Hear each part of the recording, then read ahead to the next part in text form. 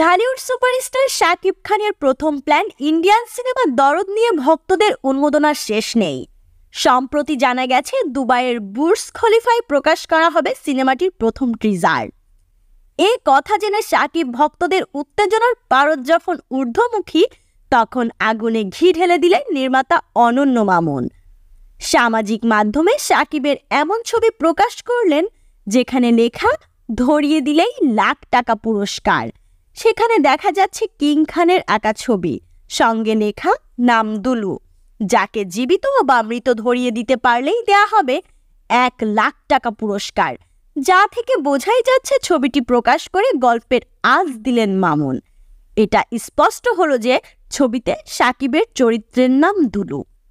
Police হন্য হয়ে খুঁজছেন তাকে, এমনকি ধরিয়ে দিলে লাখ টাকা দেয়া হবে বলে ঘোষণা করা হয়েছে।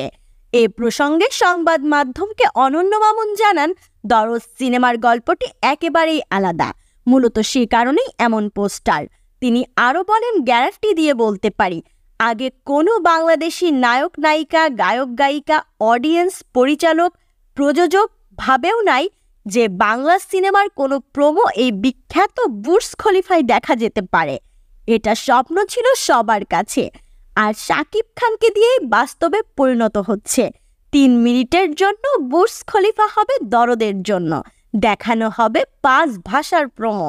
এটা দিয়েই শুরু মধ্যপ্রাচ্যের বাংলা সিনেমার নতুন করে ব্যবসায়িক যাত্রা। গত বছর শুরু হয় সাইকো থ্রিলার গল্পের সিনেমা দরদের দৃশ্য ধারণের কাজ।